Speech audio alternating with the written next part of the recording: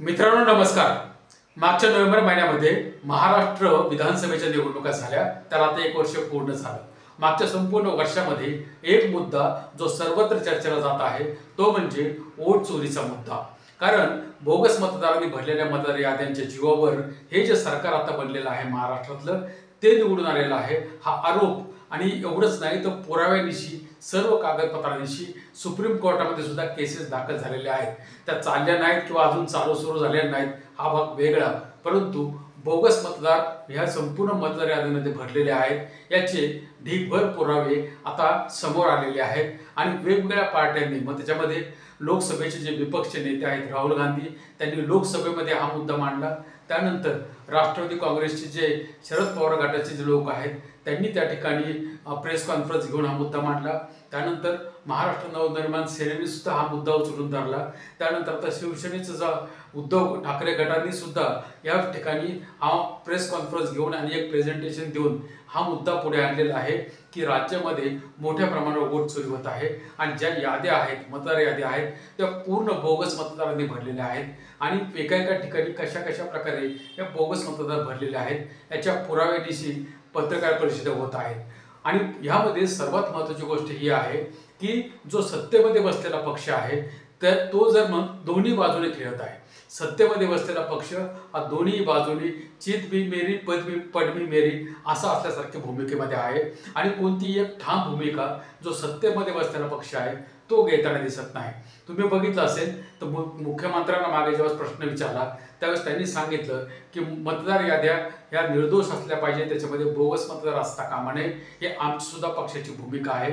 आणि जर मतदार याद्या शुद्ध होत असतील त्याचं शुद्धीकरण होत असेल तर आमची कोणतीही हरकत नाही। आणि दुसऱ्या बाजूने ते म्हणतात की मतदार याद्या मध्ये बोगस मतदार आहेत असं जे विरोधक म्हणजे सांगत आहेत किंवा जे प्रेस कॉन्फरन्स ते घेऊन पुरावे दाखवत आहेत त्यांच्यामध्ये कुठलाही दम नाही, ते हारणार आहेत। आणि म्हणून ते अशा प्रकारे आरोप करत आहेत किंवा एक नॅरेटिव्ह पसरवण्याचा प्रयत्न करत आहेत किंवा हारल्यानंतर काय कारण सांगायचं त्याची ती तयारी करत आहेत। म्हणजे दोन्ही बाजूंनी ते खेळत आहेत आणि त्यामुळे नक्की जो सत्ताधारी पक्ष आहे तो निवडणूक आयोगाला का वाचवतोय हे समजत नाहीये। आणि ह्यामुळं मागच्या काही दिवसापूर्वी म्हणजे महाविकास आघाडीचे नेते आहेत त्यांनी जाऊन त्या ठिकाणी जे निवडणूक आयोग आहे राज्य निवडणूक आयोग आणि केंद्रीय जे प्रतिनिधी आहेत त्यांची त्यांनी भेट घेतली, त्यांना त्यांनी निवेदन दिलं, त्यांना सांगितलं की ह्या ज्या स्थानिक स्वराज्य संस्थेच्या निवडणुका आता घेणार आहात त्याच्यामध्ये ह्या ज्या मतदार याद्या ज्या 2024च्या विधानसभेच्या निवडणुकीमध्ये मोठ्या प्रमाणावर जो गडबड आहे त्याच याद्या तुम्ही आता वापरणार आहात, तर त्या जोपर्यंत शुद्ध होत नाही तोपर्यंत निवडणुका घेऊ नका अशा प्रकारची त्यांनी निवेदन देऊन सुद्धा ज्या प्रकारची तयारी सध्या महाराष्ट्रामध्ये चालू आहे किंवा ज्या प्रकारे केंद्रीय जो निवडणूक आयोग आहे तो याच्यामध्ये पुढाकार घेऊन कशाही प्रकारे निवडणुका झाल्याच पाहिजेत याची तयारी करायला लागलेला आहे। आणि राज्य निवडणूक आयोगाचं जो त्याचा संविधानिक अधिकार आहे त्याच्यावर अतिक्रमण करून त्या ठिकाणी केंद्रीय निवडणूक आयोग निवडणूक लढण्याच्या मागे आहे। आणि हुक और क्रूक म्हणजे कोणत्याही पद्धतीने जर कोणी आवाज केला तर तो दाबण्याचा प्रयत्न त्या ठिकाणी केंद्राचं जे सरकार आहे ते करत आहे का असा प्रश्न आज नागरिकांच्या पुढे निर्माण झालेला आहे। कारण जर तुम्हीच काय घोळ केलेला नाही किंवा निवडणूक आयोग जर योग्य प्रकारे काम करत आहे तर मतदार याद्या योग्य झाल्या पाहिजेत आणि जे खरे मतदार आहेत त्यांनाच मतदान करायचा अधिकार असला पाहिजे। जे बोगस मतदार आहेत त्यांची नावं त्याच्यातून काढली पाहिजेत। ह्याच्यामध्ये जे सत्तामध्ये बसलेला पक्ष आहे त्याला काय प्रॉब्लेम आहे ते समजत नाही।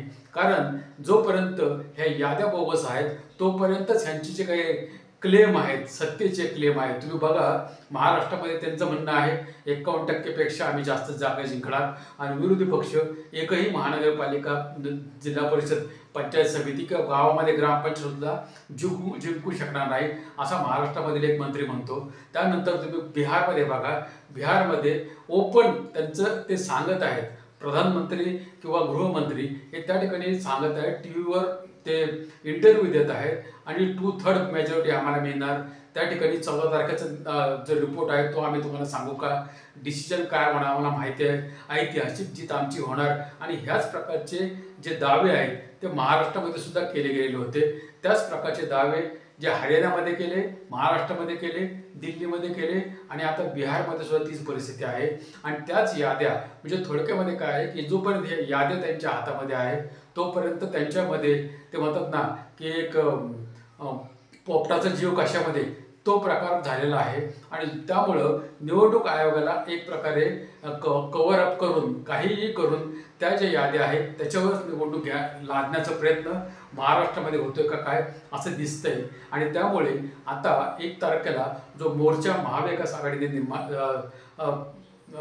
घोषणा केलेली आहे किंवा 1 तारखेला तो मोर्चा मुंबईमध्ये होणार आहे, त्याचा आज त्यांनी रूट पण सांगितलेला आहे. ही जी हा जो मोर्चा आहे तो मुंबईमध्ये त्या ठिकाणी जे फॅशन स्ट्रीट आहे तिथून सुरू होणार आहे आणि पुढे तो महानगरपालिकेपर्यंत जाणार आहे. अशा प्रकारची त्यांनी आखणी आज सांगितलेली आहे. परंतु त्यामध्ये काय मुद्दे असतील, कशा प्रकारे त्या ठिकाणी भाषणं होतील किंवा कोण त्या ठिकाणी असेल ह्याच्यावर त्यांनी काय आज स्पष्टीकरण केलं नाही. परंतु आज जी महाविकास आघाडीचे जे प्रतिनिधी होते त्यांनी आज मात्र एवढं मात्र सांगितलेलं आहे की 1 तारखेची मोर्चाची आम्ही पोलिसांना परमिशन मागितलेले आहे आणि त्या ठिकाणी पोलिसांनी 48 तास अगोदर ते परमिशन देतात. परंतु आमचं जे पोलीस कमिशनर आहे त्यांच्याशी बोलणं झालेलं आहे आणि आम्ही मोर्चा काढणार आहोत आणि त्या प्रकारची जी तयारी आहे ती मोठ्या प्रमाणावर महाविकास आघाडीने केलेली आहे. ह्याच्यामध्ये काही गोष्टी आता लोकांनी समजून घेतल्या पाहिजेत. हा जो मोर्चा आहे त्या मोर्चाला त्यांनी नाव दिलेलं आहे सत्तेसाठी नाही तर सत्यासाठी. आणि ही जी लढाई आहे ही लढण्याची आज गरज निर्माण झालेली आहे. कारण ज्या प्रकारचं वातावरण सध्या भारतामध्ये आहे आणि ज्या प्रकारचं सरकार त्या ठिकाणी बसलेलं आहे, कोणत्याही प्रकारे तुम्ही बघा मोठमोठे इश्यू आहेत, खूप मोठमोठे इश्यू की त्याच्या जीवावर हे सरकार पडणार किंवा परत येणार नाही अशा प्रकारची परिस्थिती असताना सुद्धा त्यांना प्रत्येक ठिकाणी बहुमत मिळत आहे. हे कशाच्या जीवावर आहे हा जो प्रश्न आहे हा त्यांना निर्माण झालेला आहे. आणि त्यांना एक माहिती आहे की आम्ही जिंकणार, आम्हीच येणार. आणि ते दावे आणि प्रतिदावे तुम्ही जर बघितलं तुम्हाला त्याहून समजून येईल की काही ना काही याच्यामध्ये नक्की झोल आहे. त्याशिवाय कोणाच्याही मध्ये किंवा लोक त्यांना काय जाऊन सांगत नाहीत की आम्ही तुमच्याबरोबर आहोत, आम्ही तुमच्याच पार्टीला मतदान करणार किंवा आम्हीच तुम्हालाच मतदान करणार. मग हे यांना समजतं कसं? हा एक जे एक रहस्य आहे ते रहस्य ह्या मतदार याद्यांमध्ये लपलेलं आहे का काय अशी शंका आता लोकांच्या मनामध्ये निर्माण झालेली आहे. आणि विशेष म्हणजे काय झालंय की काही लोक आता त्यांनी एक स्वतःला वकील म्हणवतात असे काही वकील सुद्धा आता समोर यायला लागलेले आहेत.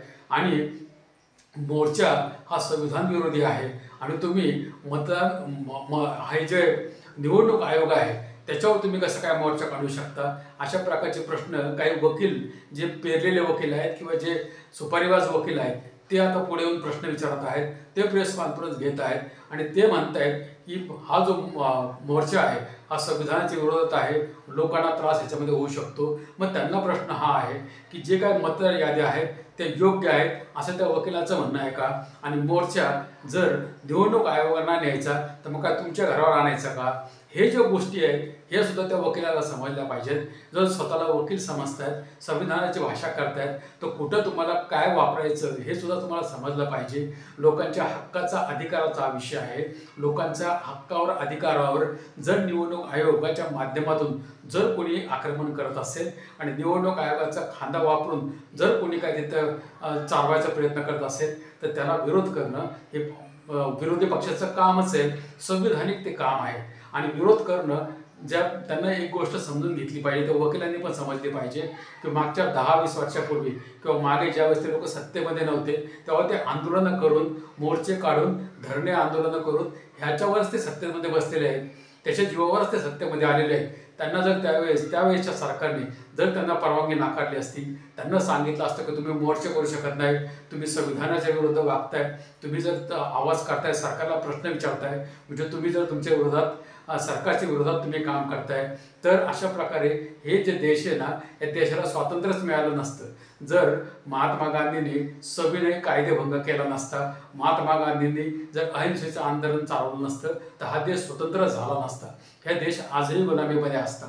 त्यामुळं ह्या संविधानाने त्याच्या ठिकाणी सगळ्यांना अधिकार दिलेला आहे की तुम्ही आंदोलन करू शकता, तुम्ही सर्व काही शांततेच्या मार्गाने सर्व काही जे लोकशाही मार्ग आहेत त्या सर्व मार्गाने तुम्ही सरकारला प्रश्न विचारू शकता, जाब विचारू शकता. कारण हे जे सरकार आहे ना, हे आपल्या लोकांचं आहे. हे स्वदेशी सरकार आहे. सरकार स्वदेशी आहे. बोलते स्वदेशी तो भाग नाही, हा सरकारच स्वदेशी आहे. आणि म्हणून सरकारला आम्ही आमचे प्रतिनिधी तिथं बसवलेले आहे. आम्हाला लाठ्या चालवला आणि दमदाटी करायला आणि हुकुमशाही करायला त्या ठिकाणी बसवलेलं नाही. तुम्हाला त्या ठिकाणी फक्त गव्हर्नन्स करायला आमच्या वतीने त्या ठिकाणी बसवलेलं आहे. हे त्या वकिलांनी सुद्धा समजून घेतलं पाहिजे. त्यामुळे ते बोलत आहेत. परंतु विरोधी पक्षाचा आवाज हा आमच्या वतीने, आमच्या नागरिकांच्या वतीने ते जर तिथं आवाज उठवत असतील तर त्याला नागरिकांनी सुद्धा मोठ्या प्रमाणावर सपोर्ट केला पाहिजे. आणि महाविकास आघाडीचे जे नेते आहेत किंवा जे मोर्चा आहे त्या मोर्चाला सुद्धा लोकांनी सपोर्ट दिला पाहिजे. कारण हा लोकशाहीचा हा मार्ग आहे. लोकशाही मार्गाने आंदोलन होत आहे आणि लोकशाहीमध्ये लोकांचा जो आवाज आहे तो विरोधी पक्षाने उचललाच पाहिजे. आणि जर आमच्या अधिकारावर जर कोणी अतिक्रमण करत असेल तर निश्चितपणाने आमचा अधिकार किंवा आमच्या अधिकाराचं रक्षण करण्याची जबाबदारी ही विरोधी पक्षावर आहे. ॲक्च्युली हे सत्ताधारी पक्षाची ही जबाबदारी आहे. जर निवडणूक आयोग मतदानाची चोरी करत असेल किंवा मतदार याद्यामध्ये घोळ असेल तर हा जो सत्तेमध्ये बसलेला पक्ष आहे तो सुद्धा सरकार नाही आहे, तो एक पक्ष आहे. त्याला लोकांनी त्याला बहुमत दिलंय का नाही दिलंय, परंतु तो जर वोट चोरी करून बसला असेल आणि त्याच्यामध्ये जर निवडणूक आयोगाचा सहभाग असेल तर निश्चितपणाने सत्ताधारी पक्ष त्या निवडणूक आयोगाबरोबर राहणार. परंतु जर या सत्ताधारी पक्षाला ही भीती असेल की पुढच्या वेळेस आपल्याला जनतेला समोर जायचं आहे, जनतेला आम्हाला तोंड द्यायचं आहे, त्यांना मतं मागायची आहेत, त्यासाठी त्यांनी सुद्धा या ठिकाणी विरोधी पक्षाच्या बरोबर उभं राहिलं पाहिजे. आणि निवडणूक आयोग जे आहे जो स्वतःला म्हणतोय की मी स्वायत्त आहे, तर खरंच तो स्वायत्त आहे का दत्तक घेतलेला आहे हे सुद्धा समजलं पाहिजे. कारण निवडणूक आयोग हा संविधानिक आहे. म्हणून जर तुम्ही बोंबलत असाल तर निवडणूक आयोग हा संविधानिक जर काम करत नसेल तर त्याच्यासाठी लोकांनी त्याचा आवाज हा दाबलाच पाहिजे. लोकांनी आवाज आपला उचललाच पाहिजे आणि लोकांनी सुद्धा म्हटलं पाहिजे की आमचा जो अधिकार आहे त्याच्यावर तुम्हाला अतिक्रमण करू देणार नाही. आणि जी काय वोट चोरी इथून मागे झाली ती लपवण्यासाठी जर SIR तुम्ही आणणार असाल आणि SIRच्या माध्यमातून मागचे जे काही सगळे तुमचे जे गुन्हे आहेत किंवा जे काही तुम्ही काय त्याच्यामध्ये जो वोट चोरीचा प्रकार केला आहे तो लपवण्याचा जर तुम्ही प्रयत्न करणार असाल तर निश्चितपणाने विरोधी पक्षाची भूमिका ही योग्य आहे. आणि विरोधी पक्षाने आपली जी भूमिका आहे त्यावर ठाम राहिलं पाहिजे. आणि जोपर्यंत ह्या ज्या काही याद्या आहेत त्या योग्य होत नाहीत, त्याच्यातले बोगस मतदार काढले जात नाहीत, तोपर्यंत ह्या स्थानिक स्वराज्य संस्थाच्या निवडणुका ह्या महाराष्ट्रामध्ये होऊ देऊ नयेत. जे त्यांनी इशारा दिलेला आहे त्याच्यावर त्यांनी ठाम राहावं अशी विनंती महाराष्ट्रातील सर्व जनतेने सुद्धा त्यांना केली पाहिजे. कारण हा आपल्या मताच्या अधिकाराचा प्रश्न आहे. आपल्या अधिकारावर जर कोणी अतिक्रमण करणार असेल आणि मताची चोरी करून आमच्या अधिकाराच्या विरुद्ध, आमच्या इच्छेच्या विरुद्ध जर आमच्या वतीने त्या ठिकाणी राज्यकारभार पाहिजे तशा प्रकारे मनमानी आणि हुकुमशाहीने करणार असेल तर त्याला विरोध हा झालाच पाहिजे. यावर तुमचं काय मत आहे तुम्ही या ठिकाणी सांगू शकता. भेटूया आपण दुसऱ्या व्हिडिओमध्ये दुसऱ्या मुद्द्यासह. तोपर्यंत धन्यवाद.